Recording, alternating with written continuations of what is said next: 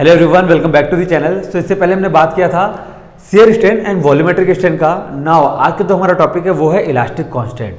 अब मैं बात करूँ इलास्टिक कांस्टेंट का तो नो डाउट बहुत ही ज़्यादा इंपॉर्टेंट टॉपिक है। आप किसी भी एग्जाम का बात कर लो, गेट, आईएएस, एससीएस या जितने जेई के एग्जाम हैं, स्टेट जेई, सेंट्रल जेई या फिर आरआरबी जेई या फिर यूनिवर्सिटीज़ के जो थ्योरी एग्जाम होते हैं, ठीक, किसी भी टेक्निकल के एग्जाम में अगर आपके सिलेबस में स्ट्रेंथ ऑफ मटेरियल है तो आप इलास्टिक कांस्टेंट को चाह के भी इग्नोर नहीं कर सकते, स्किप नहीं कर सकते। क्लियर। अब क्योंकि ये टॉपिक इतना ज़्यादा इंपॉर्टेंट है तो जाहिर सी बात है इसमें समझने के लिए बहुत कुछ होगा, पढ़ने के लिए बहुत कुछ होगा।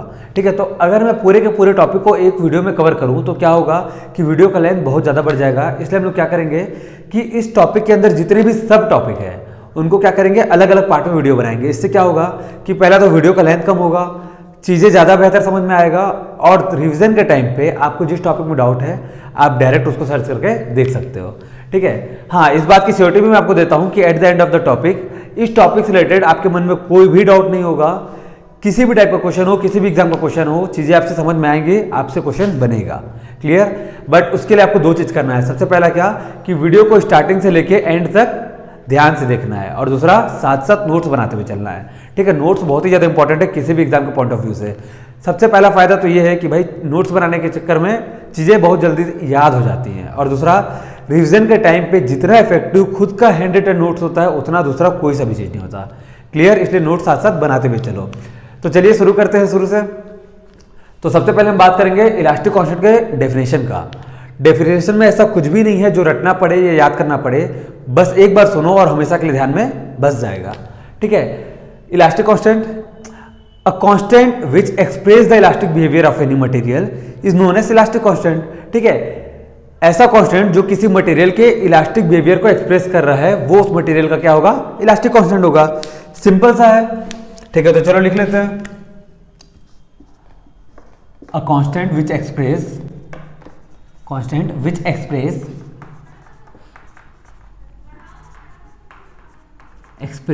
the elastic behavior of any material. The elastic behavior of any material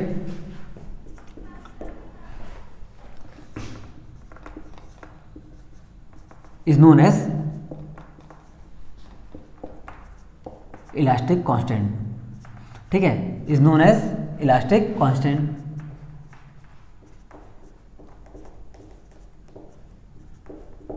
clear है डेफिनेशन? कुछ था क्या रटने जैसा, याद करने जैसा? नहीं था ना? ठीक है, अब यहाँ पे याद रखना कि जो ये इलास्टिक कांस्टेंट है इसके भी कुछ लिमिटेशंस है। ये हर कंडीशन पे वैलिड नहीं होगा। इलास्टिक कांस्टेंट बस वहीं तक वैलिड होगा जहां तक हुक्स लॉ ओबे कर रहा है। अब क्या होता है हुक्स लॉ, कहां तक ओबे करता है? हुक्स लॉ ओबे करता है लिमिट ऑफ प्रोपोर्शनैलिटी तक। ठीक है, तो इससे क्या पता चला कि इलास्टिक कांस्टेंट भी कहां तक वैलिड है, लिमिट ऑफ प्रोपोर्शनैलिटी तक। चलो इसको भी लिख लेते हैं। मोस्ट इंपॉर्टेंट चीज है, याद रखना, स्टार बना दे रहा हूं। Elastic constants are valid up to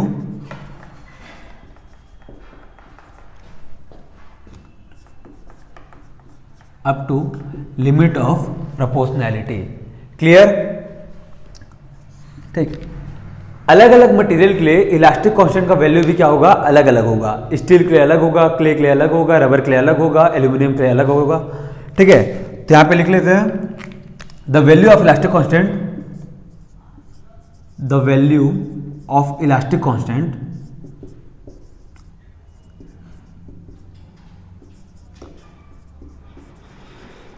differ from material to material.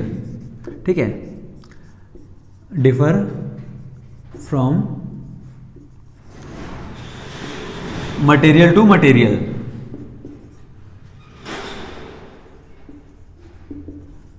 Clear है ये दोनों लाइन? ठीक है, अगर हमको किसी मटेरियल का इलास्टिक कांस्टेंट पता है तो हम उस मटेरियल्स का स्ट्रेन निकाल सकते हैं। ठीक है, थोड़ा समझना इसको क्या बोल रहा हूं। ये क्या है, एक सर्कुलर बार है। ठीक, अब अगर मैं सर्कुलर बार में क्या लगाऊं, टेंसाइल फोर्स लगाऊं, तो हमको क्या पता है टेंसाइल फोर्स के कारण क्या आने वाला है, इलोंगेशन आने वाला है। इलोंगेशन के कारण क्या होता है कि लेंथ बढ़ जाता है और डायमीटर कम हो जाता है, डिक्रीज हो जाता है। ठीक है, इसका ओरिजिनल लेंथ था L और जैसे हम लोग क्या लगाए, टेंसाइल फोर्स P लगाए, तो इसका जो लेंथ है वो क्या हो गया, L plus del L, where del L क्या है, चेंज इन लेंथ। ठीक है, अब मान लो आप एग्जाम सेंटर में बैठे हो और आपको क्या क्वेश्चन आया कि एक सर्कुलर बार था जिसका लेंथ क्या था 5 मीटर, ठीक है, और उसमें 2 किलोमीटर का क्या लगा, टेंसाइल लोड लगा। ठीक, आप एग्जाम सेंटर में हो और आपके पास कैसा क्वेश्चन आया कि एक सर्कुलर बार है जिसका लेंथ है 5 मीटर और 2 किलोमीटर का क्या लग रहा है, टेंसाइल फोर्स। अब आप इसमें स्ट्रेन निकालो। ठीक है, तो निकाल सकते हो स्ट्रेन, क्या होता है स्ट्रेन, लॉन्गिट्यूडिनल स्ट्रेन का बात चल रहा है तो डेल एल अपॉन में एल, यही होता है स्ट्रेन। ठीक है, चलो एल की वैल्यू तो आपको दिया है क्वेश्चन में, बट डेल एल आएगा ये तो कंफर्म है, बट कितना आएगा आप बता सकते हो क्या, नहीं बता सकते ना, अभी इतने डाटा में तो बिल्कुल भी नहीं बता सकते डेल एल का वैल्यू क्या होगा। ठीक है, बट अगर यही क्वेश्चन आपको लैब में मिलता, ठीक है, अगर आपको लैब में 5 मीटर का क्या मिल जाता है, एक सर्कुलर बार मिल जाता और उसमें 2 किलोमीटर का लोड लगता, तब हम लोग बता सकते थे। क्यों बता सकते थे, क्योंकि देखो अपन लैब में है, हमको ओरिजिनल लेंथ पता है, चेंज इन लेंथ हम लोग निकाल सकते हैं ना लैब में, हम सीधा स्केल लेंगे, मेजर करेंगे कि लेंथ में कितना चेंज आ रहा है और यहाँ पे बता देंगे। ठीक, बट एग्जाम सेंटर में हम लोग नहीं बता सकते। ठीक है, तो ये इम्पॉसिबल है एग्जाम सेंटर में, बट इम्पॉसिबल को पॉसिबल करने का काम किसका है, इंजीनियर्स का है। ठीक है, तो कैसे कर सकते हैं, अगर मेरे को इस मटेरियल का इलास्टिक कांस्टेंट पता हो, इलास्टिक कांस्टेंट क्या हो पता हो, तो मैं स्ट्रेन निकाल सकता हूं। ठीक है, कैसे निकाल सकता हूं वो आपको बाद में समझ में आ जाएगा, अभी बस इतना ध्यान में रखो कि we can find the value of strain in any body with the help of elastic constant. ठीक है, इसको भी यहां पे नोट डाउन कर लेते हैं।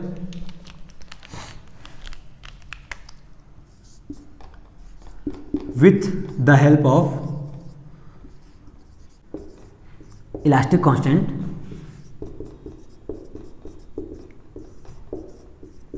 we can find the value of strain, we can find the value of strain in any body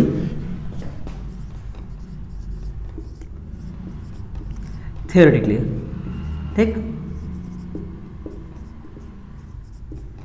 practically possible था, लैब में डायरेक्ट स्केल से मेजर किए, चेंज इन लेंथ निकाल लिए। थियोरेटिकली पॉसिबल नहीं था, तो ये कैसे पॉसिबल हुआ, with the help of elastic constant. Clear है यहां तक? ठीक है, तो बेसिकली 4 टाइप के इलास्टिक कांस्टेंट है जिनके बारे में हमको पढ़ना है। सबसे पहला है यंग्स मॉडुलस, सेकेंड है शियर मॉडुलस, थर्ड है bulk modulus and last one is Poisson's ratio. ठीक है, तो सबसे पहले हम लोग देख लेते हैं क्या, यंग्स मॉडुलस।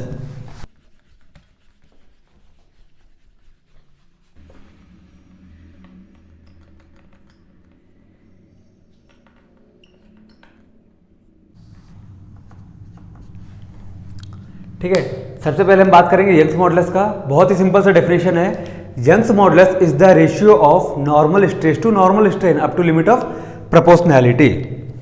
ठीक है, तो उससे पहले हम लोग यहाँ पे ध्यान में रखना कि यंग्स मॉडुलस को मॉडुलस ऑफ इलास्टिसिटी भी कहते हैं। ठीक, और क्या बोलते हैं इसको, मॉडुलस ऑफ इलास्टिसिटी।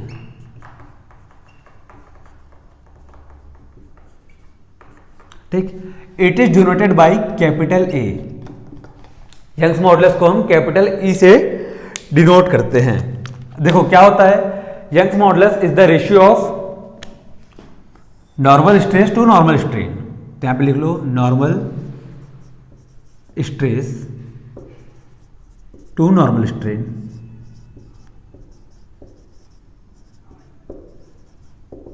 ठीक है, याद रखने वाला चीज क्या है, up to limit of proportionality. ठीक, बताया था आपको, जितने भी इलास्टिक कांस्टेंट कहां तक वैलिड करते हैं, लिमिट ऑफ प्रोपोर्शनैलिटी तक। क्लियर है यहां तक? तो यहां पे हम लोग लिख सकते हैं A is equal to normal stress मतलब सिग्मा, सिग्मा से डिनोट करते हैं, और नॉर्मल स्ट्रेस को कैसे डिनोट करते हैं, एप्सिलॉन। यही होता है।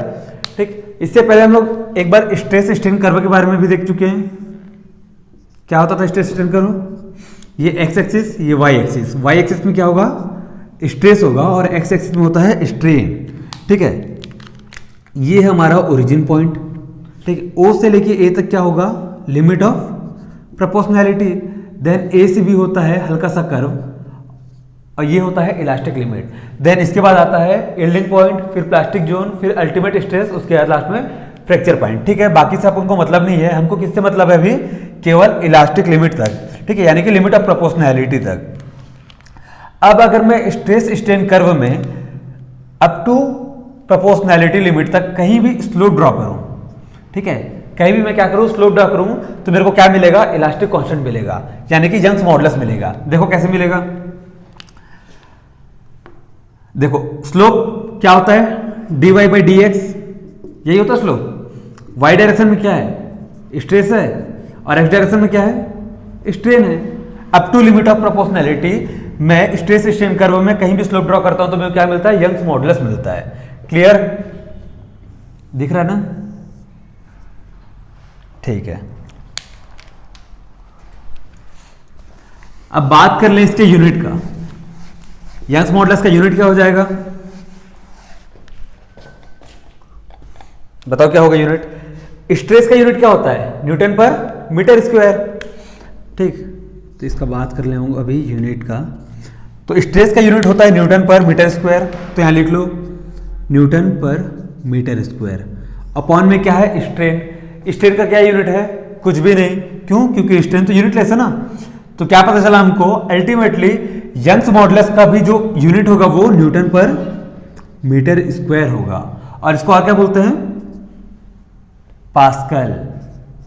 ठीक है, पहले भी बता चुका हूं आपको, न्यूटन पर मीटर स्क्वायर को और क्या बोलते हैं, पास्कल बोलते हैं। क्लियर है, ठीक है। यहां पे कुछ इंपॉर्टेंट वैल्यू है आपको जो हमेशा याद रखना पड़ेगा, डायरेक्ट आ सकता है क्वेश्चन में। वैसे जब क्वेश्चन आएगा, न्यूमेरिकल आएगा, तो आपको जो मटेरियल दिया होगा उसका इलास्टिक कांस्टेंट का वैल्यू दिया रहेगा, बट कुछ कुछ चीजें इंपॉर्टेंट है जो हमेशा पूछा जाता है, इसलिए आप इसको याद रखो। स्टील के लिए होता है यंग्स मॉडुलस 200 गीगा पास्कल। ठीक है, maximum value of Young's modulus diamond के लिए होता है। ठीक है, डायमंड के लिए यंग्स मॉडुलस का वैल्यू क्या होगा, मैक्सिमम वैल्यू होता है 1200 गीगा पास्कल। क्लियर है, तो यहां पे जो यंग्स मॉडुलस है वो कंप्लीट हुआ। एक न्यूमेरिकल देखते हैं, फिर इस टॉपिक को कंप्लीट करते हैं, देन इसके बाद हम लोग बात करेंगे अगले वीडियो में शियर मॉडुलस का। क्लियर,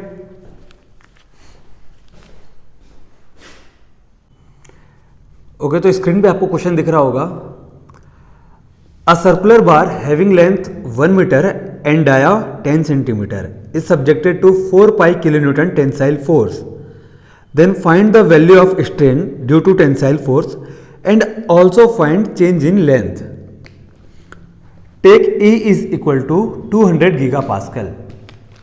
ठीक है, तो क्वेश्चन क्लियर है आपको कि आपको क्या दिया हुआ है, एक सर्कुलर बार। ठीक, इसमें आपको क्या क्या दे दिया गया है, इसका लेंथ दे दिया गया है 1 मीटर का, एंड क्रॉस सेक्शन डाया कितना दिया है, 10 सेंटीमीटर। ठीक, अब अगर इसमें क्या बोला है, 4 पाई किलो न्यूटन का टेंसाइल फोर्स लग रहा है, 4 पाई किलो न्यूटन का क्या लग रहा है, टेंसाइल फोर्स। तो क्या फाइंड करना है हमको, स्ट्रेन फाइंड करना है और चेंज इन लेंथ फाइंड करना है। क्लियर, ऐसा कुछ क्वेश्चन है। तो देखो सबसे पहले किसका किसका बात कर लेते हैं, जो जो दिया है। L दिया है 1 मीटर, मीटर में है तो चलो मीटर में रहने देते हैं। उसके बाद बात किया है डायमीटर का। ठीक है, तो डाया कितना दिया है, 10 सेंटीमीटर। अब ये मीटर में है तो इसको भी मीटर में अपन क्या कर लेते हैं, कन्वर्ट कर लेते हैं। 1 सेंटीमीटर में क्या होता है, 10 की पावर -2 मीटर। तो 10 सेंटीमीटर दिया हुआ है, क्या हो जाएगा, 10 की पावर -1 मीटर। ठीक है, तो इसको हम लोग क्या लिख सकते हैं, 10 की पावर -1 मीटर। क्लियर, और क्या दे दिया बताओ, फोर्स दिया है, P का वैल्यू 4 पाई किलो न्यूटन में है। चलो ठीक है, किलो न्यूटन में रहने दो। इसके बाद और क्या दिया हुआ आपको, E दे दिया है 200 गीगा पास्कल। ठीक है, अब ये गीगा पास्कल दिया है, इसको हम लोग क्या में कन्वर्ट कर लेते हैं, किलो न्यूटन पर मीटर स्क्वायर में कर लेते हैं। तो 200 का 200 लिख दो, गीगा को अगर किलो में करेंगे तो 10 की पावर 6 का इंटू होगा। ठीक है, और ये क्या बन जाएगा, kilo newton metre square. Clear, चलो अब देख लेते हैं क्वेश्चन को कैसे सॉल्व करना है। हम लोग गिवन डाटा लिख लिए, क्वेश्चन में क्या दिया है क्या पूछा है ये भी अपन को पता है, तो कर लेते हैं। वी नो, क्या जानते हैं हम, कैपिटल E यानी कि Young modulus is equal to stress upon में स्ट्रेन होता है।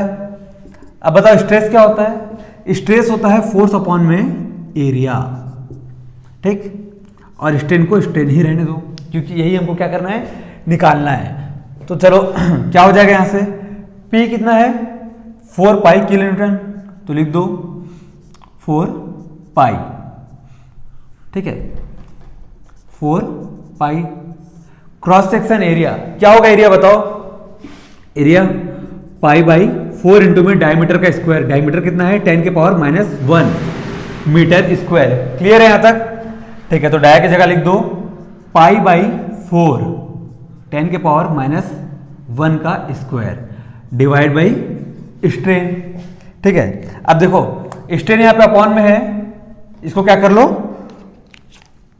क्रॉस मल्टीप्लिकेशन कर लो, क्या हो जाएगा, ट्रांसफर अगर हम लोग करेंगे तो स्ट्रेन इज इक्वल टू ये पाई से ये पाई कैंसिल, ये 4 यहां डिवाइड में है, ऊपर जाएगा तो इंटू में जाएगा, तो क्या बचा 16 10 के power -2 divide by capital E नीचे आ गया, कैपिटल ई का वैल्यू क्या है 200 इंटू में 10 के पावर 6। क्लियर? अब अगर इसको सॉल्व करोगे तो क्या मिलेगा, 16 10 के पावर -2 इंटू में 200 इंटू में 10 के पावर 6, यही मिलेगा। ये कैंसिल ये कैंसिल इसके साथ, ठीक, क्या बचा 16 अपॉन में 2 इंटू में 10 के पावर 6, यही बचा। अब इसको सॉल्व करोगे तो क्या मिलेगा, देखो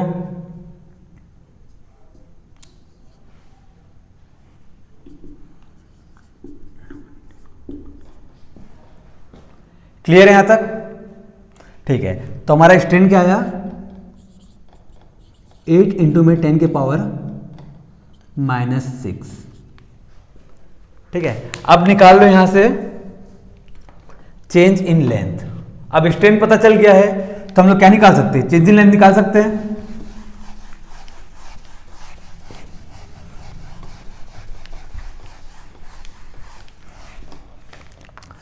क्या होता है स्ट्रेन बताओ, स्ट्रेन इज इक्वल टू होता है चेंज इन लेंथ अपॉन में ओरिजिनल लेंथ।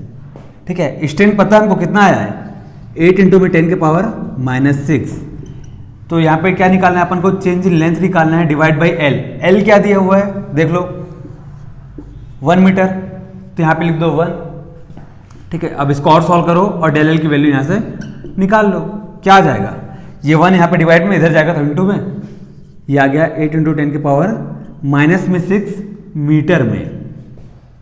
ठीक, और अगर हम बात करें mm का तो क्या होगा, del L equal to 8 into में 10 के पावर -6 और मीटर का mm में चेंज करेंगे तो इंटू में +3, ये हो गया आपका mm। तो यहां से अगर इसको सॉल्व करोगे -6 और +3, तो change in length is equal to 8 into 10 के पावर -3 mm। क्लियर? समझ में आ गया आपको कि अगर हमारे पास इलास्टिक कांस्टेंट हो तो हम किसी मटेरियल का स्ट्रेन निकाल सकते हैं और चेंज इन लेंथ भी निकाल सकते हैं। ठीक है, तो अगले वीडियो में हम बात करने वाले हैं शियर मॉडुलस का।